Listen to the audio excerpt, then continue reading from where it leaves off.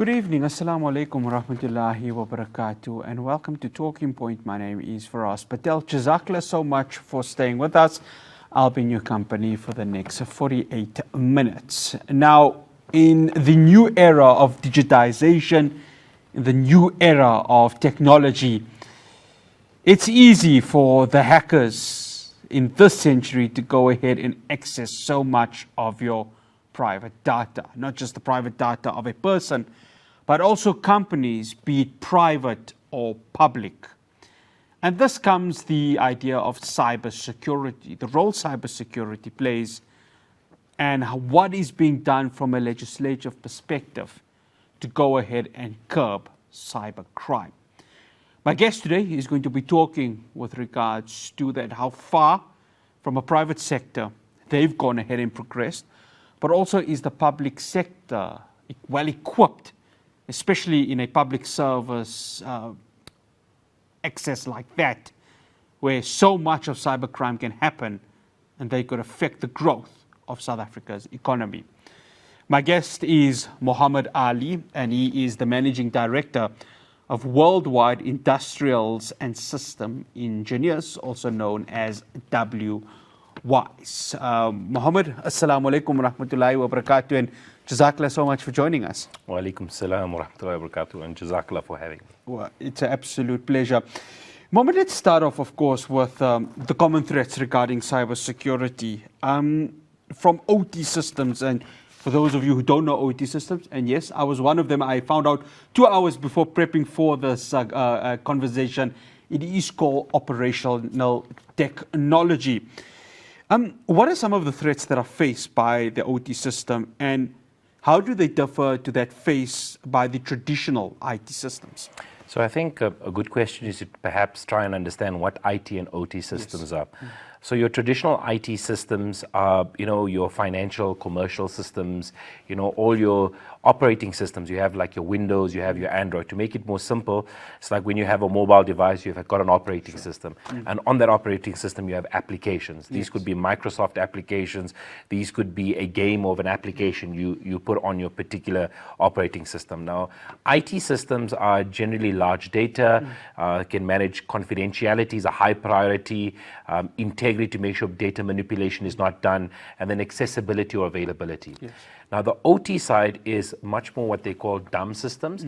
It's industrial control systems. So these are used in hospitals. These are used in your power plants.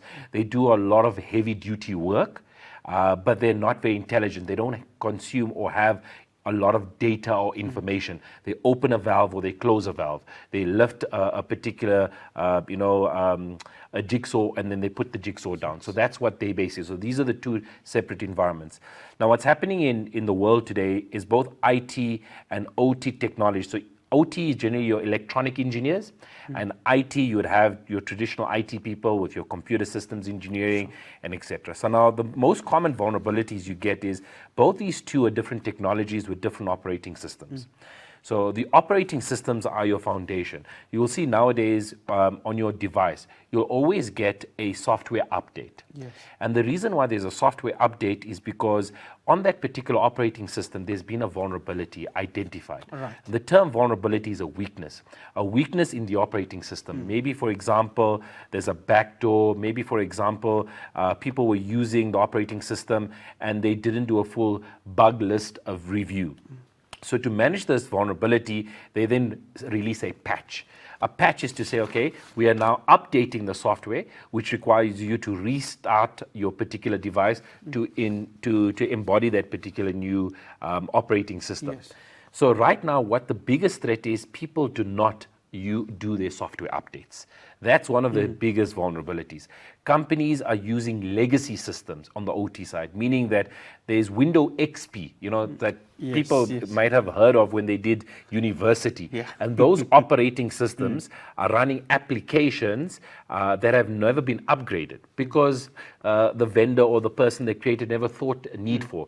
Now, the attackers, if they are aware of this, they then know what the vulnerabilities are on Windows XP, and they can exploit these particular particular vulnerabilities and get into your system, and either they can shut the entire power grid down, like you'll see statistics show, or history shows that in the year 2017, the Saudi Arabian petrochemical plant in Saudi Arabia was basically, shut down. And this is because of an OT vulnerability identified on an operating system that they did not update. So these are huge vulnerabilities that are out there. And in today's time, you think it won't happen to us because we as people are sort of naive.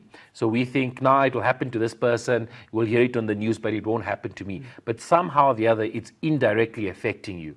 And if you don't consider this as a big threat, you will become a victim of a cyber attack. They say, I think McAfee released statistics, that 1 in every 3 South Africans have been a victim of some sort of cyber crime. Whether it's credit card fraud, whether it's voice phishing, they've been succumbed to these particular skill sets that attackers have to be able to make you vulnerable, and then you become a threat. So we want to try and educate people and make sure they understand what this is. I want to come to that point, Mohammed, because you got these cyber attackers, and you mentioned, of course, the upgrading of systems, the software upgrades that are needed.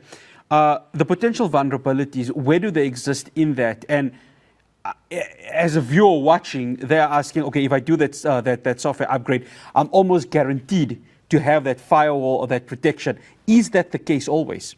No, not necessarily. So there's different layers. I like to open it up like an onion, or I'll actually use it as a physical and then I'll bring it to virtual, right? So that people can contextualize and understand. So let's say, so they define vulnerability as a particular weakness in a system and a threat as the likelihood of an attack. So let's say you are at home sleeping at night. Right? Now you can be vulnerable because there's a likelihood of attack. So what we do is we have different perimeter security. So we have physical security. You have a perimeter wall with electric fence. Now unfortunately there could be load shedding, or sometimes the tsotsis are very good with high jumping, so that can be compromised. So tier 1 can be compromised. Tier 2 could be maybe you have a dog or German shepherd or something that can bark and notify the neighbors. But nowadays they can be also compromised. Tier 3 can be beams, where there's movement detected, and it can raise an alarm to the nearest neighborhood watch. Your burglar bars. So you have different security perimeters. Now, contextualize that into a virtual environment. So when you are a user and you open up your device, your authentication is the first thing, your password, whether it's a pattern or whether it's not a pattern. Now, here's the sad thing, that I think, if I'm not mistaken, the statistics are around 80% of South Africans share their password with their friend or their colleague or with their family member. And of that 80%, more than 60% of them feel that they don't need to change it because they trust you and they won't be able to reuse that. So, and this is sharing PIN numbers on your device, this is sharing PIN numbers on your actual bank card, etc. So when you've got your device on a virtual side, your first side is maybe your pattern. You then put a username and password, and then sometimes there's authentication. Single factor is username and password. Multi-factor could be a one-time PIN that is put in. And identity management, maybe scanning your face or being able to detect that you're the person. So although there's vulnerabilities where you do a software update, you need to have educational awareness of what phishing is, or what malware is, or how an attack can happen. And then each attack has a different way of being. So updating your systems, making sure you have the right antivirus, preventing any spyware from coming in your device, and being cautious with regards to who you share sensitive information with. And I think user awareness is one of the most common threats or likelihood of attack, over and above just not updating your systems, because we are kindly the weakness of any management system or any device. Now, I want to touch on that, Mohammed, because here's a classic example. Right, you've got the bank who you of course speak to the bank. Maybe there was a problem with your app, especially within the banking app. And I'm going to touch on public and private, cyber security in the next segment. How do consumers, how do South Africans make sure that they do not fall for the trap when that very same assistant who's calling you, or you calling them, I beg your pardon, and they ask for your password, or they ask for something that is leading towards the password? How do you protect that, even though you've got the Consumer Protection Act that is there for you? I think you've alluded to something very important. In South Africa, fortunately, it's late, but never late than never, we have a particular law that's called the Protection of Personal Information Act. The POPI Act. The POPI Act. Yes. So, and that is also linked up with the Cybercrimes Act, but it's a little bit more technical. But what the POPIA is that you have to give consent. And I think the data subject being you and I, or when a telesalesperson makes a phone call to the next person, you have the right to either consent to being able to verify that this is a legitimate source, that, or who are they calling, verify their credentials, be able to ensure, and you have the right to also say, I do not want to share this information with you at all. And I think that is very important. If you have doubt, or if you're insecure, you need to be able to cut the conversation right there before sharing your name, your surname, your ID number, your physical address, which can compromise you. And the law protects us from being able to be compromised in that way. So I think that's the first step. The second step is, statistically, they say that females that do voice phishing, so they will phone you, we are generally more prone to feel or trust them as opposed to a male. Yes, of course, so if a female phones you and is asking certain information from you, you would not predict or assume that they are using this sensitive information to be able to identify how to be able to know where you stay, what your bank credentials are, or what your security questions are. So it's very important to firstly verify the identity of the person that's calling you, and then once that's identified and you have doubt, your next step is either call your bank or say, I'm not comfortable, or rather meet you in person. But if you succumb to that and you give that information out, then there's very little that anyone can do, because you've shared a lot of sensitive information. They will tell you on the bank, never show your one-time PIN, never show your PIN code. You should not be sharing your physical address. You should be not sharing your name, your ID number, your children's details. And in today's time, even your device, when it gets stolen, you've got personal images there, you've got your family, etc. So you want to be able to make sure there's remote wipeout and all of that. So my only suggestion is use the law and say, according to the POPIA, I have not given you my credentials. I'm not consenting to being able to share this information. If you want to see me, I can see you in person, you can see me, but I'm not comfortable in doing that. That's my advice. One final question before we go to the break, Mohammed. The internationally recognized cybersecurity standards, we've just got 1 minute. How crucial are they in protecting, the OT systems from cyber attacks, especially considering the safety and downtime risks involved? I only have 1 minute, so I'm going to give you that time to explain it. So the best way to do it is you qualifying for the Olympics. Not everyone can qualify for the Olympics. There's a particular height. So let's say if you're a high jumper, 1.80 meters. So what is that height in terms of understanding what the basic controls are? These are these international standards. I did not create them.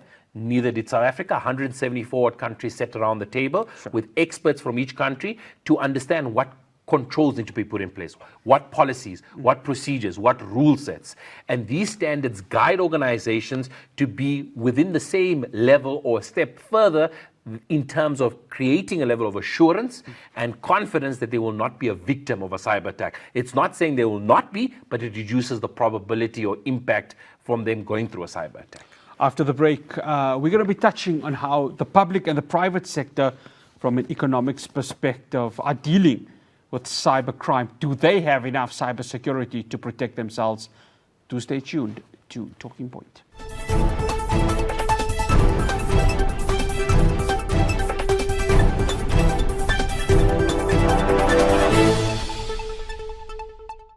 Now, last year, Transnet became a victim of cybercrime. And I don't need to tell you about how big Transnet are.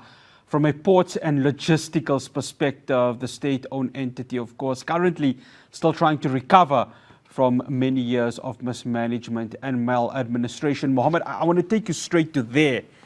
How did that happen? Because you would think, of course, it's the public sector, it's a state-owned enterprise. Government, whichever entity it is, would be putting a lot of its efforts in trying to make sure that it gets protected from data and so much more. But Transnet, I mean, that was definitely unheard of. It's a very common thing. So you've got your senior leadership that don't want to invest in cybersecurity.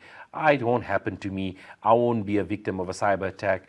There are risks posed to them in terms of the financial implications, the reputational damage that it can cause. But no one wants to, we are very reactive South Africans. Yes, of course. We want it to happen and then we'll say, it's too late.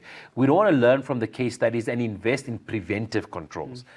A lot, in my opinion, is that the policies, the procedures are face value. They're very well written, very ineffectively implemented. Sure. And a lot of times what happens is with the particular dollar and rand exchange rate, and we are using applications, whether it's firewalls or whether it's the new operating system, and if we don't budget accordingly, then you don't have the financial capital to be able to assist you to ensure your environment is secure.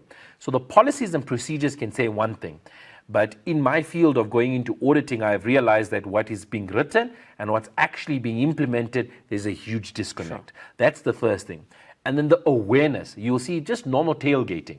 You know, a person will walk into a corporate or even Transnet, not even a visitor, but just wearing an overall. Everyone is under the assumption he is someone who's a contractor. They can come with a USB device, someone's laptop open, plug in that, steal data, malware. And these are things where user awareness comes in. Unfortunately, in the public sector, what they haven't done very well is they haven't understood, they haven't experienced enough to be able to understand what the consequence of an attack is. Once you've experienced and where you felt it, you will then know that this pain, to prevent this reputational damage or financial damage, I need to invest. And these investments are tools that will help you protect, and also user awareness and educational awareness. I think those are the two things that are lacking, along with documentation that I think is ineffective, not even following a specific standard. We've just come out of a period of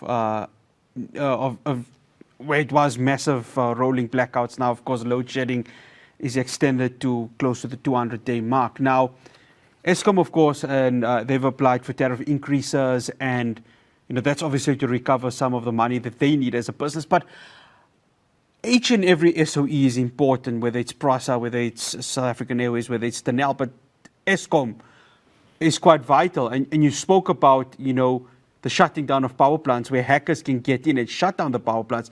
That's the last thing South Africa needs.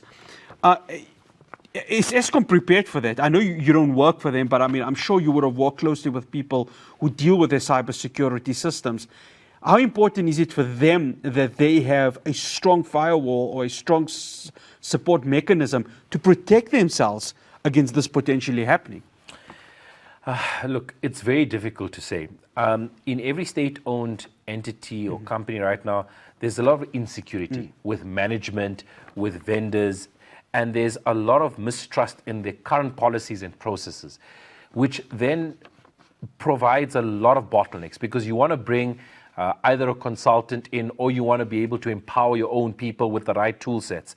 And as you're getting the business case ready to motivate for the investments that's required, there goes that leadership that's asked to leave, and a new leadership comes in.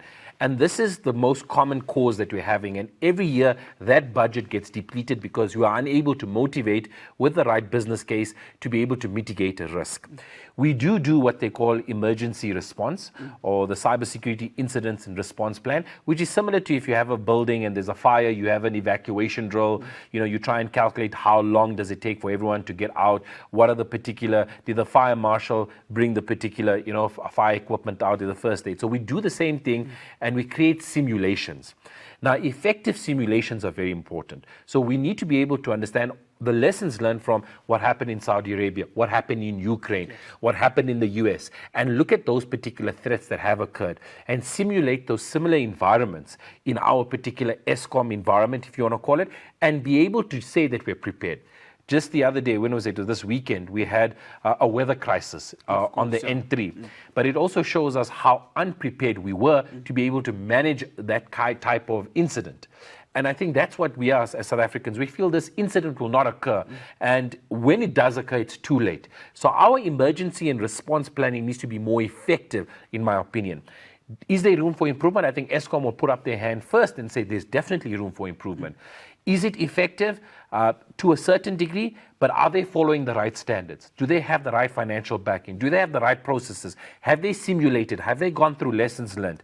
And can they trust the processes to make the decisions? I think these are key questions that need to be asked.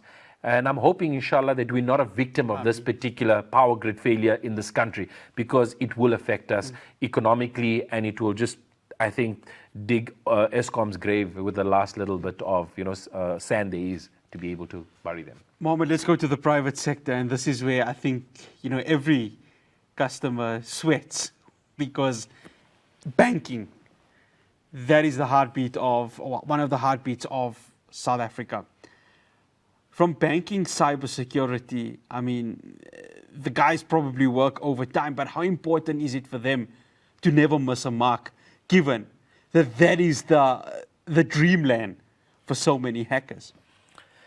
I think that is where everyone has sleepless nights, and the banks have invested a lot. They are trying to stay ahead of the particular curve. I mean, their cybersecurity or information security divisions are huge. They have what they call ethical hackers that would come in and try and get into the environment and highlight the vulnerabilities. So they would pay hackers to try and attack their environment and be able to demonstrate where the vulnerabilities are so that they can remediate. Sure.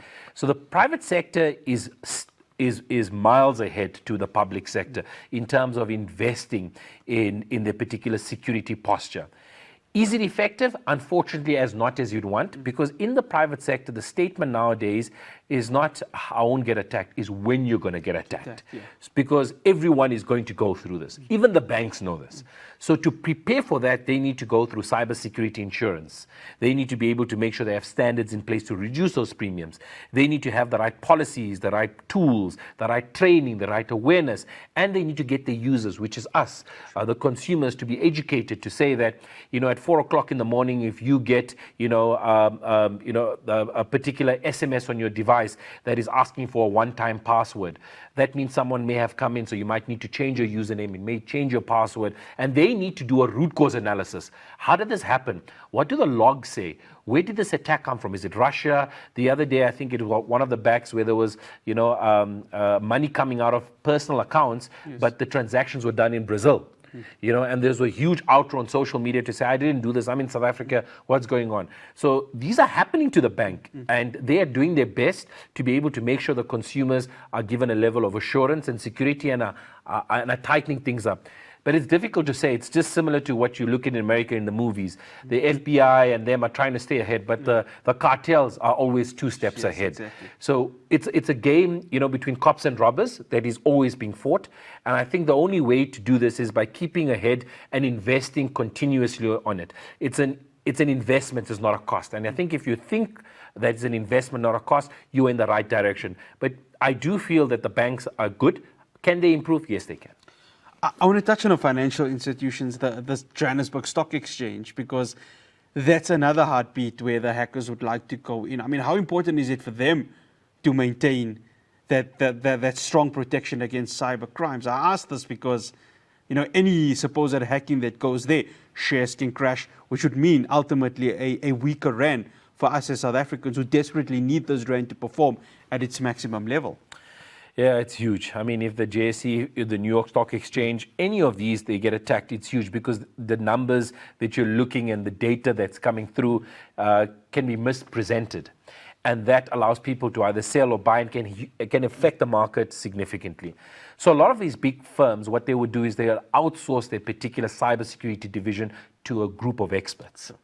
And they'd like to keep impartiality in there. So there's someone monitoring, and then there's someone watching the monitor, and there's someone watching the monitor. So there's like a 3-layer type of security put in place to make sure that every single I is dotted and T is crossed. But the impact it would have to the country if there was an attack would be huge. And this is exactly what attackers are trying to do, is they want to be able to attack certain vulnerable areas to gain benefit from themselves, but also because maybe it's a point to prove. Maybe they were disheartened or something happened and they want to take things down. But in the stock market, all the companies that are listed, they are now asking them to showcase that they themselves, if it's a mining house, etc., they're having international standards. So they're putting that as a particular barrier to say, before you come in, we want to make sure your data is true, it cannot be compromised, it won't be attacked, and we will do the same to make sure that you are secure. So it's a two-way supply chain that they're trying to contribute to becoming a more cyber secure environment throughout the whole supply chain. In 1 minute, Mohammed, of course, you do work with mining companies. Now, the hackers are not going for the commodity itself, because that would be impossible unless you go in there physically. But a lot of them are going for the shares. Mining companies themselves, they need to have that protection, isn't it? Because if they attack the mining companies, there goes the shares, especially the big ones like your Anglo-Americans and your Sibanye Stillwaters, the list goes on. And exactly that's what hackers do, because they want to know they can stop production because of autonomous vehicles. Sure. So maybe there's OT systems, and they can shut the mine down. And you must remember, with autonomous vehicles and all technology, there could be a fatality, 2 or 3 or 4. And that's not caused because of human error, it's caused because of an attack. So once your safety gets compromised, the mine can shut down. Yes. And now the attackers can manipulate the particular market, because now they know that the particular company that's mining gold or silver or platinum, their shares will reduce, so it will be the right time to buy. So this can be manipulated. So all these huge international companies are aligning themselves to best practice standards, whether it's national or international standards. They're implementing it. They're asking a third party to audit them, to give them a level of certification. They're calling the cybersecurity companies or insurance companies to give them insurance and reduce their premiums because of their controls. Sure. And they're continuously simulating. But believe it or not, even mining houses, just like unfortunately Sibanye, go through these attacks. And it's how quickly you can recover without reputational damage. After the break, we're going to be talking about, is South Africa as a country prepared for cyber crime? Do they have enough cyber security to combat anything, whether it's public or private, but even you at home with regards to your very own device? We'll have that conversation after the break.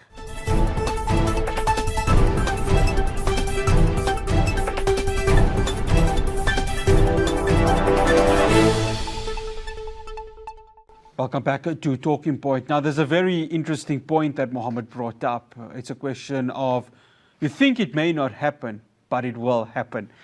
Mohammed, that's probably the mentality of most South Africans, and you brought up what just happened this past weekend when the snow had occurred. So South Africans thought, it's the normal snow, nothing will happen, we can drive, only to find out that whoever was traveling on the N3 would be stuck for hours. How much of education do South Africans need to have in terms of cyber crime, given that so many people have fell victims and so many people could end up falling victims to it? I think it's sad to say that we don't have enough. Let's start off with educational awareness and then the whole thing of skills.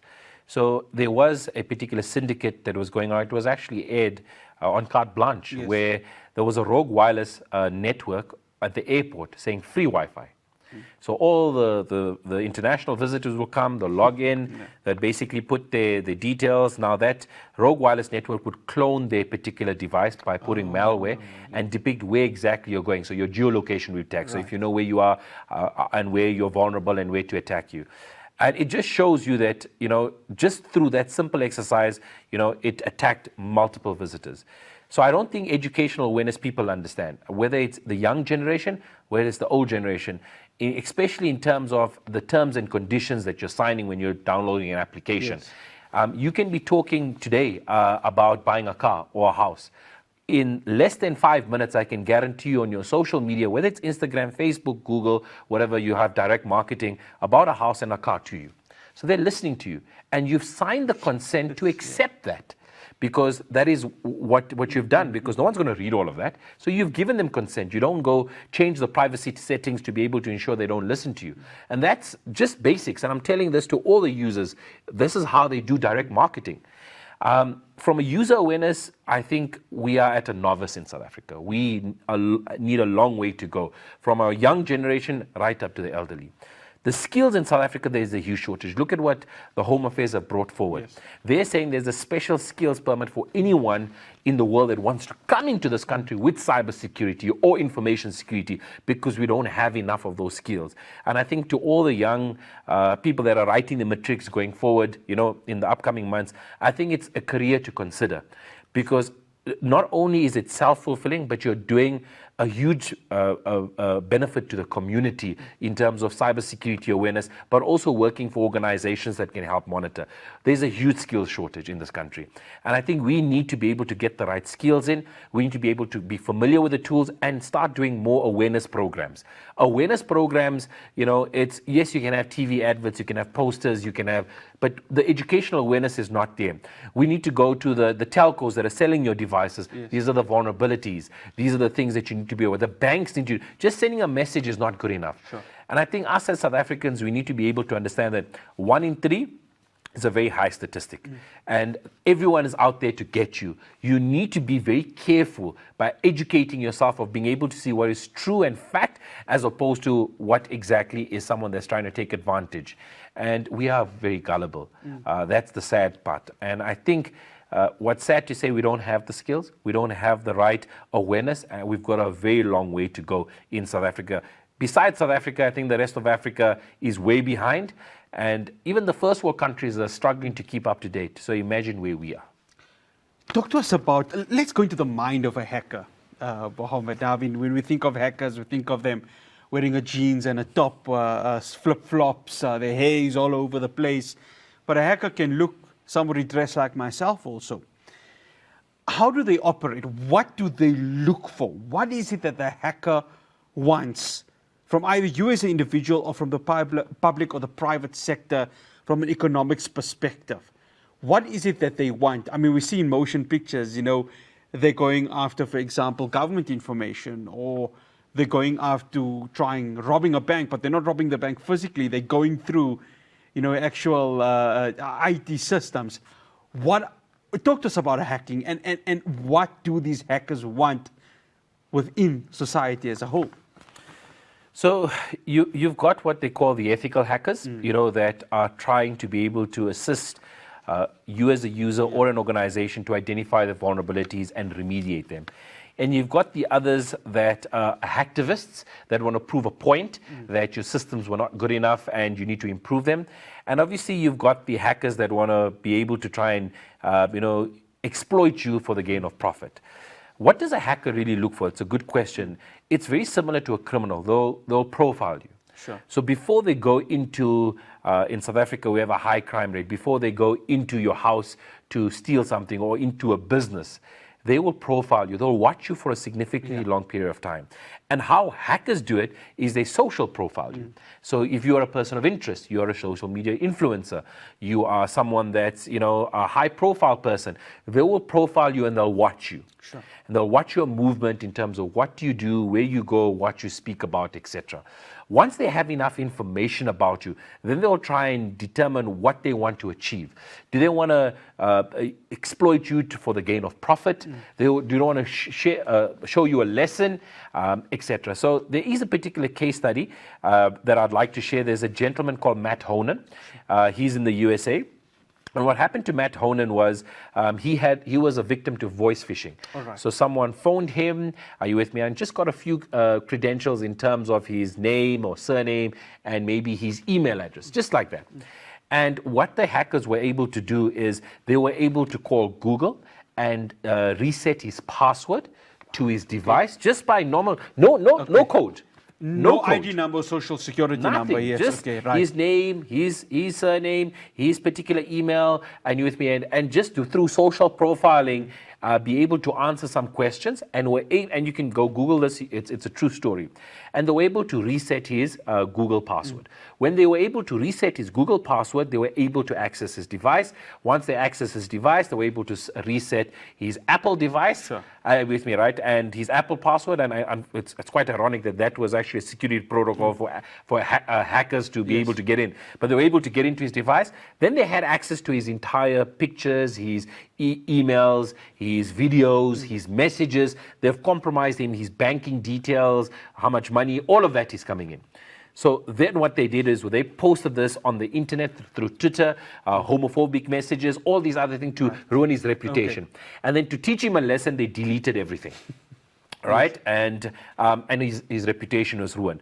But it could have gone more sour for him because they could have used that as a means of malware where ransomware comes. And that's what people are victim to. So ransomware is they encrypt your device and they send you a message to say that we've now got XYZ in your device, whether it's a personal email or it's a picture or if it's a video. And we are not going to be able to release this or will release it out to the media and ruin your reputation because you're a public figure unless you pay us X amount of Bitcoin or you pay us X amount of money that is allowing. So people get victim to this and they get scared and then they succumb to this. And that's the one thing you should not do. Right, is fall victim to that. And you get an email. Just today you'll get an email.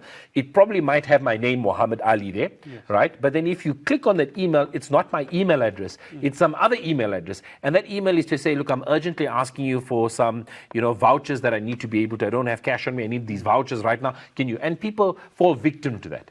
So hackers, what they're looking for is they're looking for vulnerable people. How do they do that? They social profile you.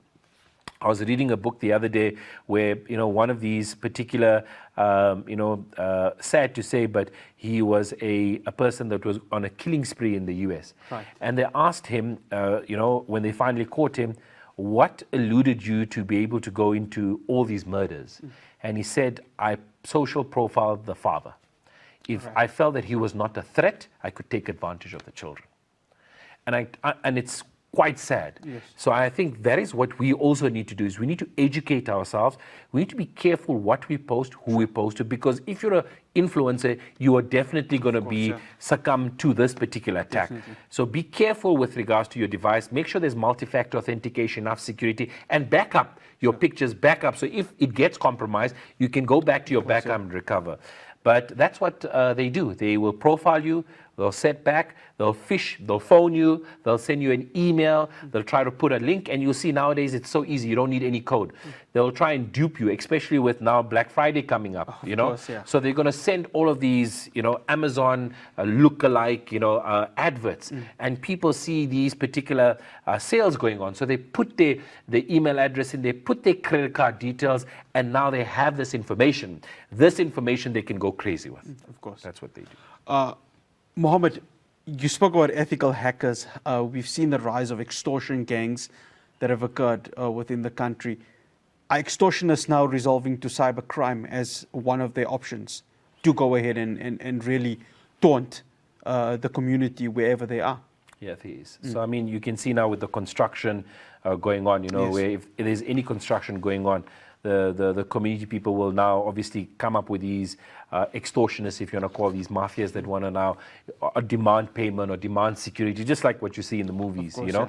And similarly, that's exactly what the attackers are doing now, the cyber attackers, because these are more advanced, individuals that see an opportunity in South Africa because they do see that, there's a lot of personal, or sensitive conversations happening via WhatsApp or SMS or a phone call, and everything's on our device. So if they can exploit and get sensitive information, or what they'll do is they'll put a particular, malware on your device, like a spyware. They'll listen to your conversation. And it's simple nowadays. You just put a WhatsApp message with a particular code in there. You download it on your device. It's now cloning your device. It's even looking at your key logs or your keystrokes. And then you fall victim to it. So it's important to always have the right antivirus to be able to scan your device to make sure things are in place. But extortionists, this is just the surface I'm talking about. Yes. I can guarantee you in 3, maybe 5, not even 3, maybe 2 years' time, the people who are listening to this would say, I should have paid more attention. Of course, and unfortunately, it's never too late, so educate yourself. Paying more attention. Well, technology continues to evolve, which means the cyber criminals will continue to evolve. Is the world evolving with them? We'll wrap up the conversation after this break.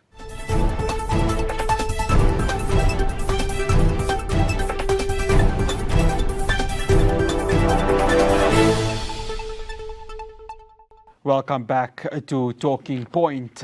Mohammed, let's talk about artificial intelligence. Now, cybercrime is going to evolve. They're going to get better. So too is artificial intelligence. How does artificial intelligence and cybercrime interlink with each other? Does it complement each other? Or is it going to be against each other? Talk to us about that, please. Very interesting question. So, for those of you that don't know what, artificial intelligence is or machine learning is, so basically what it does is so machine learning is the first input. So basically it learns behavior, and it collects data points all over, and there's an algorithm to look at multiple data sources to come up with the most accurate particular source, collecting all the data it's got, and that's what they call machine learning. And then the AI prompt, which is artificial intelligence. So everyone associates AI with ChatGPT, but there's multiple other segments of AI. So it's all about the prompt. So the prompt is, I want the formula to be able to make the COVID-19 vaccine in 2019, etc. And what OpenAI does, it tries to be impartial as best as possible, and it then gives you the list of the formula. Sure. Now, it's very important to note that if you're in an organization, don't tell OpenAI too much about your company, because it will learn about your company. Okay. So don't tell OpenAI, what are the security vulnerabilities of Hilaal TV? Okay. I'm just saying, for example, right? So AI learns that. Are you with me, right? Over time. And more and more people will get into prompting that, etc. So there's a particular risk towards it. Then there's disinformation, where AI can also be wrong, because there is a probability of a percent or so that the data points or the data sources that are coming through are not true. So we think that everything on Google is right, everything on AI is right. It's not generally the case. What a lot of the particular hackers are doing now is they're building bots, what they call botnets. And these botnets are multiple malware, whether it's Trojan or whether it's rootkits, all the different types of malware, to be able to exploit a company without them doing anything. So they create these bots, and they go into specific secure environments to try and identify where the vulnerabilities and threats are, so they can get into your environments. That's what the bot does. What AI can do is it can help create those bots, because it gives you the formula, it gives you the algorithm. You will see that nowadays for coding, if even coders, developers, when they're struggling to come up with a code, they ask AI, and AI will give them the best possible code to be able to simulate and create. So that's what attackers would do. It's now where the machines are now actually attacking you as opposed to a person. Yes. And I think that's where the risks come in. So they are trying to regulate it. They are trying to come up with standards in terms of, and companies are trying to create policies to say, this is where you're allowed to use AI. This is where you're allowed to use open AI, or you have to pay for, because there is benefit to AI, but there's also risks associated with it. So you need to weigh up as a business, as an individual, what the risks are and what the benefits are. And if you're willing to accept the risks, know that the consequences, impact can be quite dire. And if you're not willing to accept the risk, then you either go to paid AI, like you can go with enterprise, like Copilot now. Microsoft have come out. So there's a little bit more control and there's regulation, and you can hold Microsoft accountable. With OpenAI, you can't hold anyone accountable, because you're signing terms and conditions that give you everything. So it's a catch-22. What will AI do when it comes to cyber threats? I think it's going to make us much larger as a victim, because now it's easier. If someone doesn't really like you and they're not an activist or they're not an attacker, they can just ask AI to be able to give them a way to attack you. Yes. And they can profile you and attack you. So I think it's important that you have the right tools to safeguard yourselves. But I think AI, in my opinion, there's a lot of benefit. But if you don't use it adequately, it will be a huger risk than we expect. I want to touch on cyber warfare, because that's now the new big thing that is occurring within the 21st century, and the different algorithms that come there. We saw it happen, of course, in Lebanon a few weeks ago, when the pages and the attack that happened there. China and the United States of America, because there seems to be some of a quote-unquote cold relations between them. The same can be said with many countries in the global south vis-a-vis to that of the global, of the West. How scared should the global community be about cyber warfare on a large scale, given that nuclear weapons could be accessed by these very same hackers? I think we're not taking it serious enough. I don't think we are. I don't think the leaders are taking it. I know there are people making noise at the ministerial level or at the science, and they're making a lot of noise. But I think the leaders are not educated enough to be able to know, or they haven't experienced it enough. So sometimes when you experience it, then you'll invest in it. But when you don't understand or haven't experienced it, you're not going to understand it. Look at Stuxnet. Stuxnet is fundamentally a case study we can learn. So what was Stuxnet? So it's industrial OT control systems in the Iranian nuclear plant. All right. So basically, what happens is there's centrifuges that basically rotate around these isotopes, and then you've got this particular SCADA system that monitors in terms of the heat, in terms of the pressure, etc. Now, what Stuxnet, they call it a nation-state virus, and it might have been done by a malicious insider. What does that mean? Is that someone inside created a virus only to attack a specific type of computer and a specific type of software, and only in one specific plant, being in that Iranian plant. All right. So Stuxnet, what it did, it was basically rotating the centrifuges much more higher, so they were losing out all on the isotopes. But on the monitoring system, it was showing everything is fine. Yes. And only afterwards were they able to detect that this is what the root cause was. And this is. There's rumors and conspiracies that maybe the US were behind it, maybe Israel was behind it, and these are the truths. Not I'm saying it; it's the case studies. Of course, yeah. And I think this is what the larger countries or the first world countries are now investing in.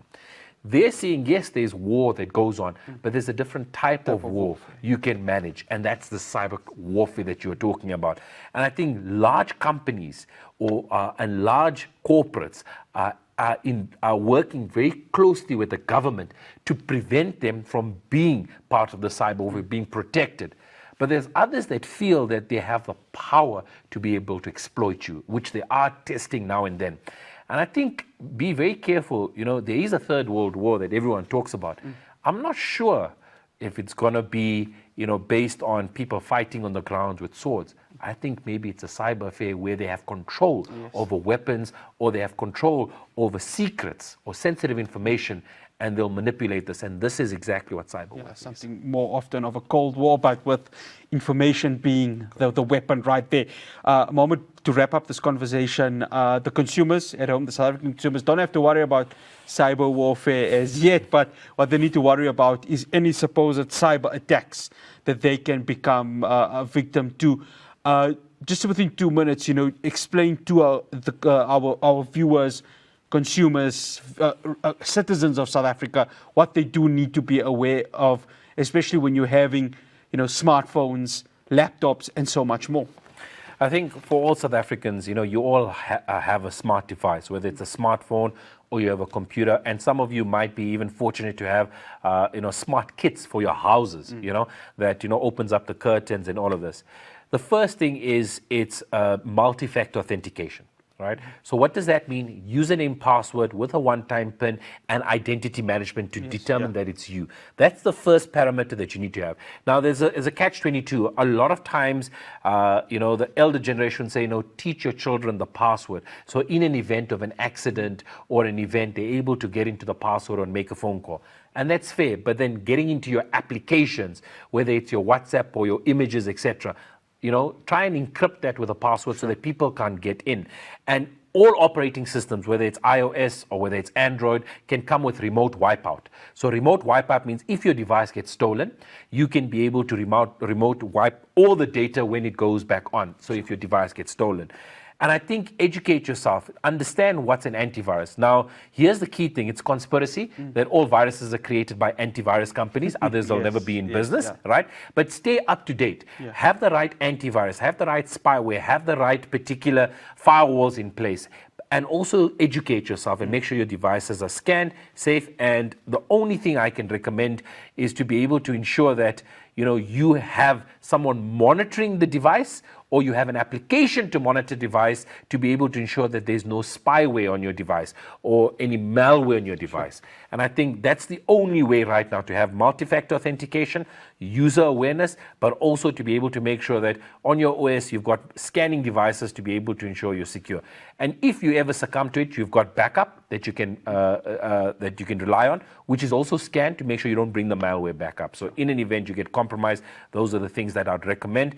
And please don't share your passwords, whether it's PIN numbers, to a relative or to whoever. And please don't share too much sensitive information. Be cautious who you trust, whether it's a family member, whether it's a friend, because you don't know what they're going through and when they can take advantage, even though they did not mean it. Mohammed, I wish we could talk more. We hope to have you again soon, inshallah, because there's so much more to talk about with regards to cybersecurity, amongst other topics. But jazakallah so much for joining us. Assalamu alaikum wa rahmatullahi wa barakatuh. Wa alaikum salam wa rahmatullahi wa barakatuh. Jazakallah. No, it's an absolute pleasure. That's Muhammad Ali. He is the Managing Director of Worldwide Industrial and System Engineers. Well, that's all we have for you here on a talking point from myself, Faraz Patel, and the rest of the team in Johannesburg. Assalamu alaikum wa rahmatullahi wa barakatuh.